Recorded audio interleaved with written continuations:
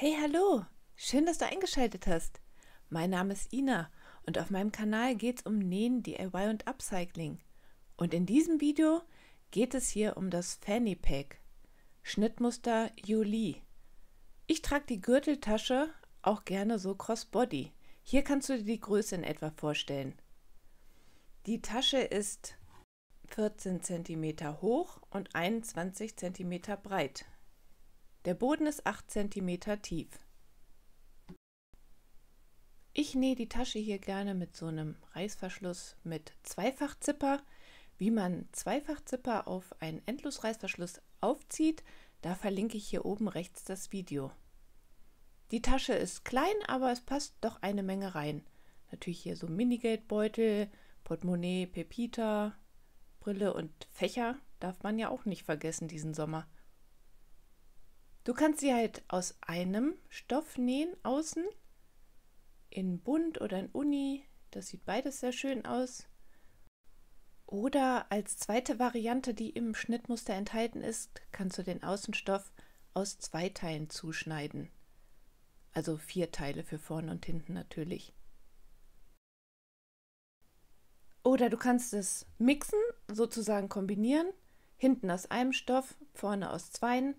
Egal welche Variante du nähst, die Tasche ist super schnell genäht und das macht richtig viel Spaß und ich nehme sie immer sehr gerne mit. Ich wünsche viel Spaß beim Nähen und beim Zuschauen.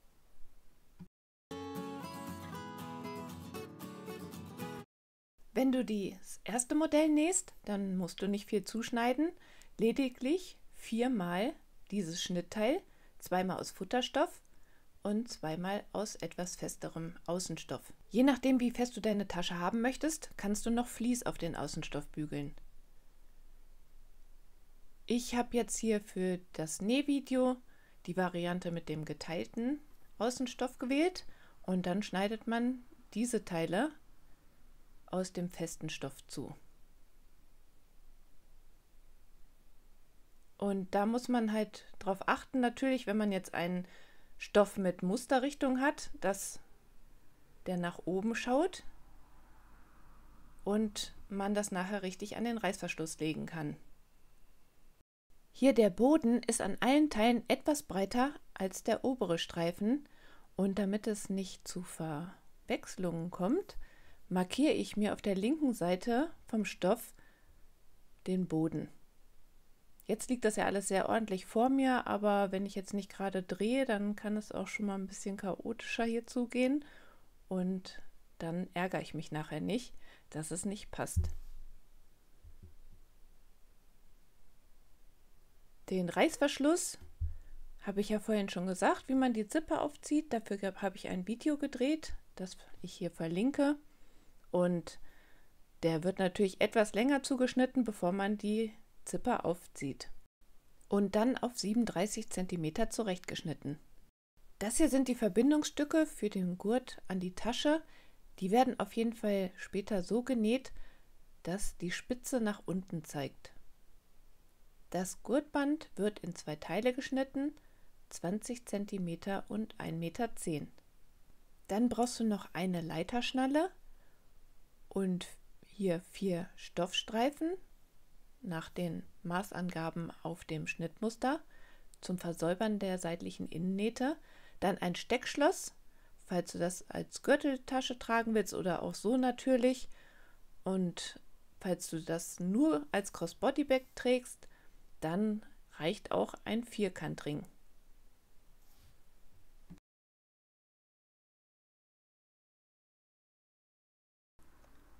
Los geht's!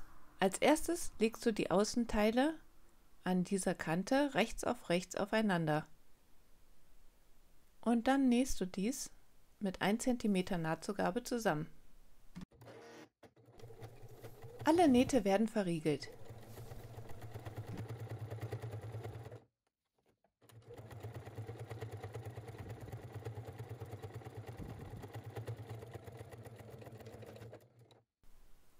Nun die Teile auseinanderfalten und die Nahtzugabe in eine Richtung legen. Ein bisschen zurechtdrücken oder auch bügeln. und dann dort knappkantig absteppen.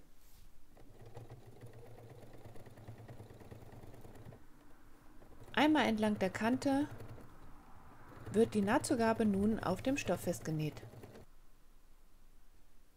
So sieht das dann nachher aus. Aber weiter geht's erstmal mit dem Gurt. Dann nimmst du dir die 4 Teile und legst sie erstmal zu 2 Paaren hin und der Gurt wird dann als Sandwich quasi zwischen die rechten Seiten von dem Stoff gelegt. Also die rechten Seiten von dem Stoff liegen innen. Bei dem Canvas kann man das ja leider nicht so sehen, deshalb betone ich das hier extra nochmal. Und dann bei dem anderen Gurt genauso. Die Gurtenden stehen ein Stückchen über den Stoff hinaus. Wenn das ordentlich geklammert ist, dann wird das an diesen 3 Seiten genäht.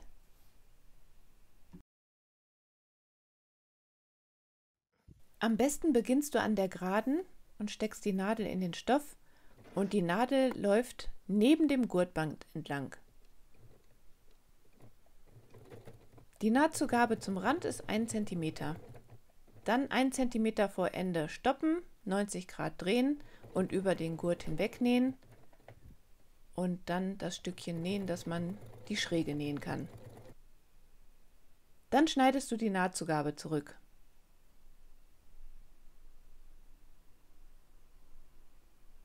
An den Ecken muss man auch noch so ein Stückchen vom Stoff wegschneiden, aber das Gurtband bleibt lang.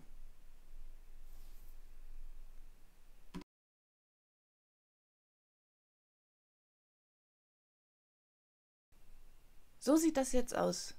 Und nun kannst du das Gurtband nach außen ziehen. Das heißt, du wendest das jetzt, dass die rechte Seite dann außen ist.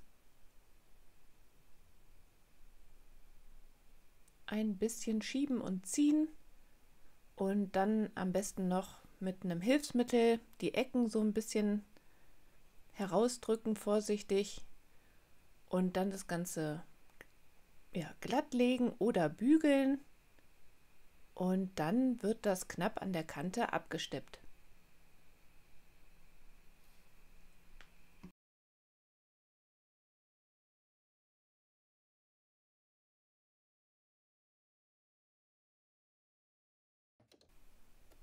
Je nachdem, wie dick dein Stoff ist, ist es auch sinnvoll, etwas zum Höhenausgleich hinten unter den Nähfuß zu legen.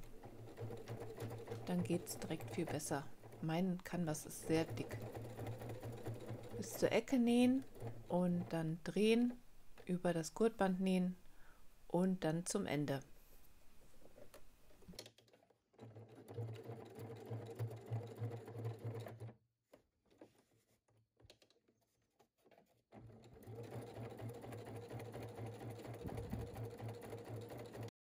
Wenn beide Teile dann fertig sind, dann nimmst du dir das Außenteil, welches deine Rückseite sein soll. Und dort werden nun die Gurte fixiert. Jetzt kannst du dir überlegen, wie du deine Tasche trägst und wie du das Gurtband am liebsten haben möchtest. Also meine Tasche trage ich meistens auf der linken Seite und ich möchte den Versteller vorne haben. Finde ich sehr praktisch. Und deshalb nähe ich das kurze Gurtband auf die rechte Seite. Das kommt genau in Verlängerung von dieser Kante. Und Kante auf Kante wird es nun mit ein paar Klammern dort fixiert. Und dann mit einer Nahtzugabe von ca. 0,5 cm dort festgenäht.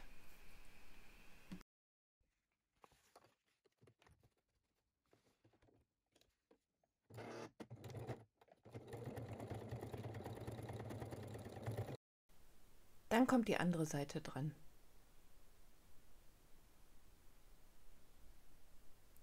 Und wenn das dann erledigt ist, rolle ich das Gurtband so ein bisschen auf, damit es nicht so im Weg rumhängt, und fixiere es mit einer Sicherheitsnadel.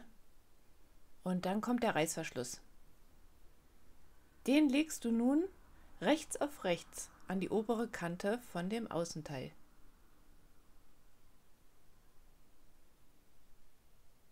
Mit ein paar Klammern feststecken Und dann kannst du das dort festnähen und das in einzelnen Schritten machen, Außenteil und Futter.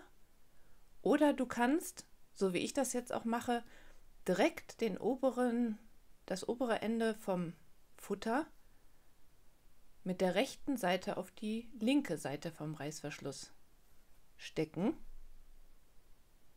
und das beides dann in einem nähen.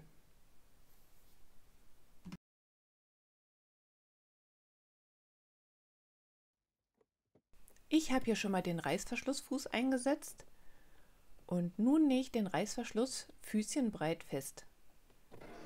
Die Nadel habe ich in der Standardstellung stehen gelassen. Wenn der Zipper im Weg ist, kannst du ihn vorsichtig hin und her bewegen, wenn die Nadel im Stoff steckt.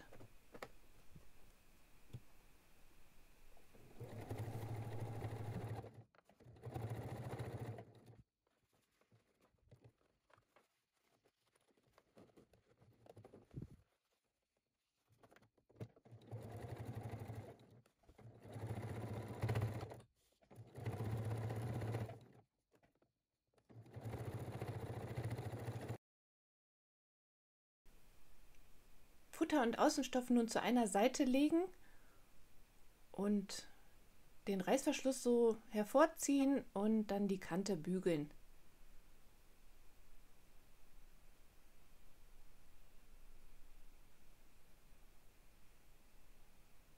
So, dass da möglichst keine Falte ist, halt irgendwie erstmal das Futter nach hinten bügeln und dann gucke ich nochmal von der anderen Seite, dass das auch alles schön glatt ist.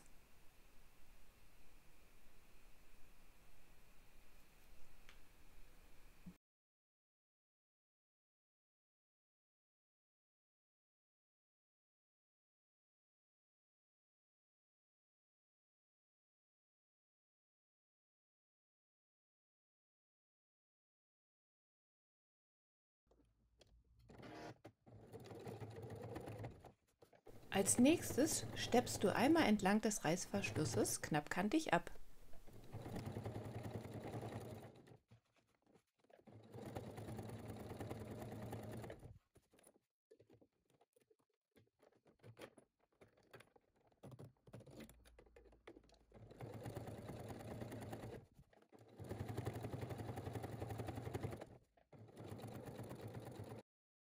Dann kommen die anderen Teile an den Reißverschluss. Das Außenteil rechts auf den Reißverschluss und der Futterstoff dann mit der rechten Seite auf die linke Seite vom Reißverschluss und dann die gleichen Schritte wie vorhin. Dann nimmst du die Bodenseiten von beiden Teilen und legst die Kanten aufeinander. Die Nähte von den Außenstoffen treffen genau aufeinander und dann steckst du einmal entlang der Kante die Stoffe aufeinander. Bei dem Futterstoff markierst du in der Mitte eine Wendeöffnung von 15 cm.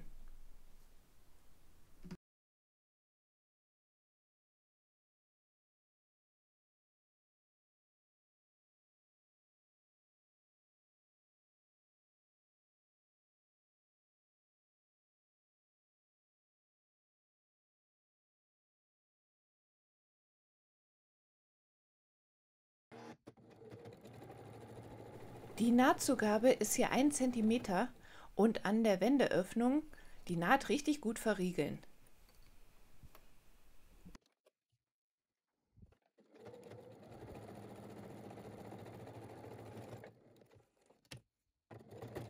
Dann noch die Außenstoffe. Man kann richtig hören, wie meine Nähmaschine hier arbeiten muss bei dem Heavy Canvas. Und ein Ärmelbügelbrett ist hier sehr hilfreich, um die Nahtzugabe auseinander zu bügeln. Da kann man den Stoff oder den Taschenkörper so richtig schön drüber schieben und dann auf beiden Seiten die Nahtzugabe auffalten und drüber bügeln. Und bei der Wendeöffnung muss man das auch so ein bisschen hinlegen, dass da ca. 1 cm dann auseinander gebügelt ist.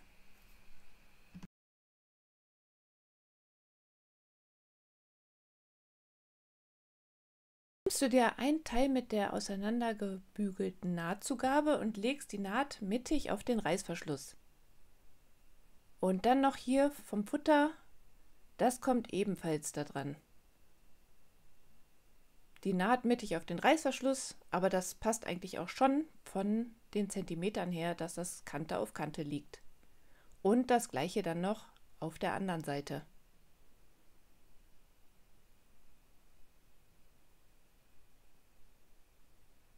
Die 3 Stoffe aufeinander klammern.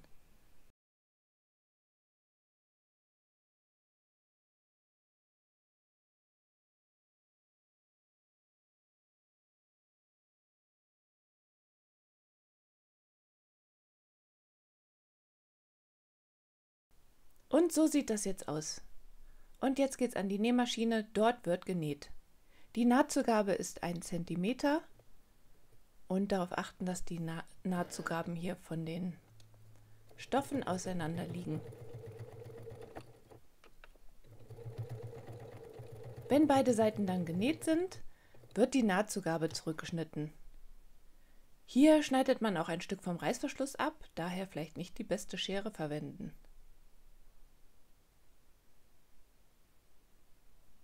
Nun ist der Reißverschluss gesichert und jetzt kann man den aufziehen, damit man das nachher gut wenden kann. Jetzt wird gewendet.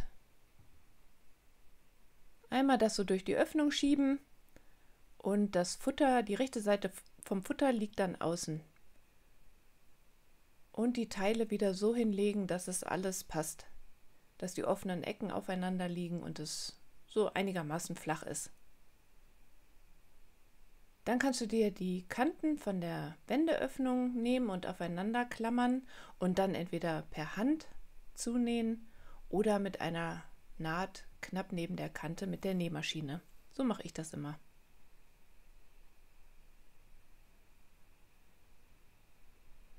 Nun werden die offenen Seiten so auseinandergezogen, die Ecken, dass die Kanten aufeinander liegen.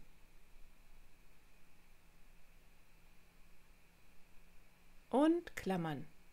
Und das an allen anderen Ecken auch.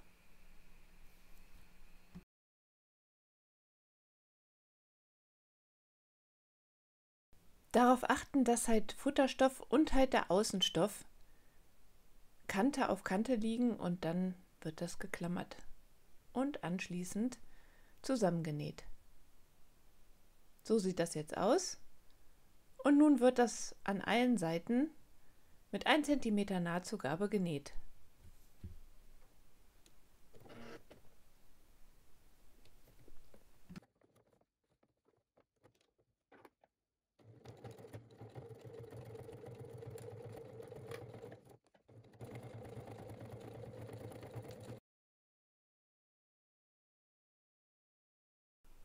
Anschließend schneidest du ein bisschen von der Nahtzugabe zurück, sodass man wieder eine schön gerade Kante erhält.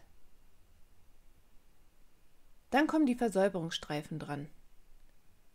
Nimm dir einen der Streifen, die rechte Seite liegt oben und dann legst du die Kante von dieser seitlichen Naht an die Kante von dem Versäuberungsstreifen und klammerst das fest.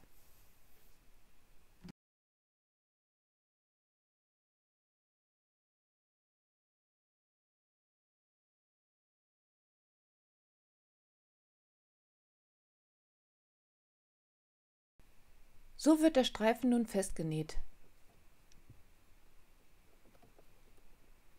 Ein bisschen rechts neben der Naht.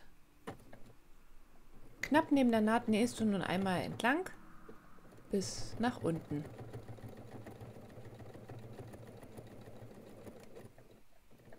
Dann holst du den Streifen hervor, so dass er so liegt und streichst die Kante links auf links circa so 1 cm nach innen um.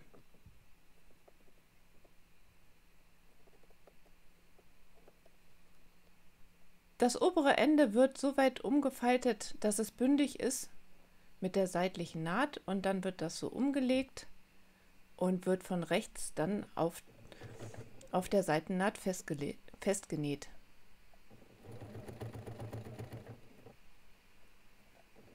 Ein paar Zentimeter vor dem Ende die Nadel im Stoff stecken lassen und das untere Ende so nach oben legen und zusammenklappen und bis zum Ende nähen. Und das natürlich an den anderen 3 Ecken genauso.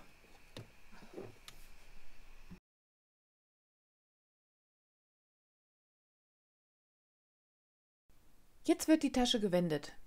Die rechte Seite ist außen und die Tasche ist soweit fertig. Die Ecken werden ausgeformt und dann hat die Tasche ihre eigentliche Form und es muss nur noch am Gurtband was genäht werden.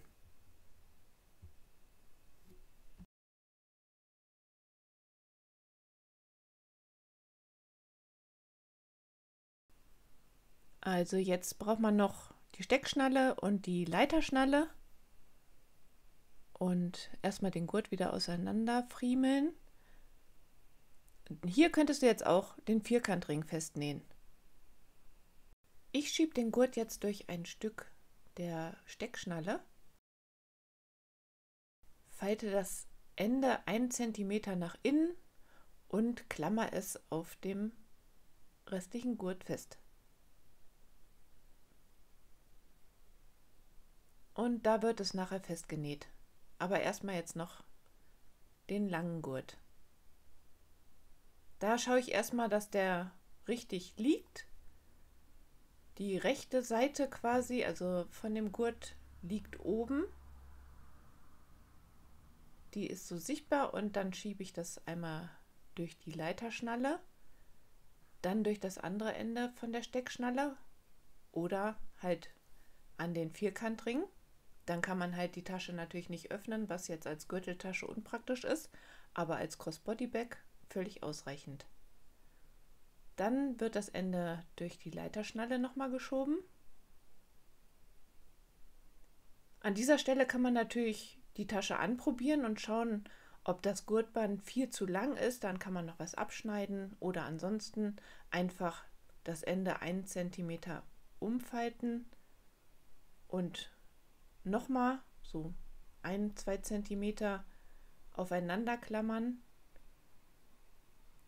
und dann mit 1 oder 2 Nähten festnähen oder ein Rechteck nähen oder was einem so am besten gefällt.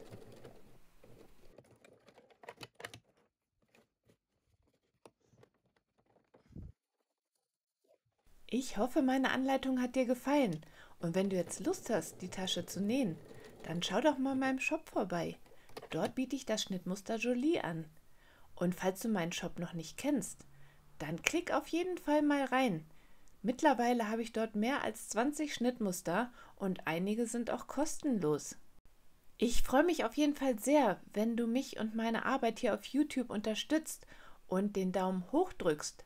Und falls du meinen Kanal noch nicht abonniert hast, dann mal los. Vielen Dank fürs Zuschauen. Bis dann!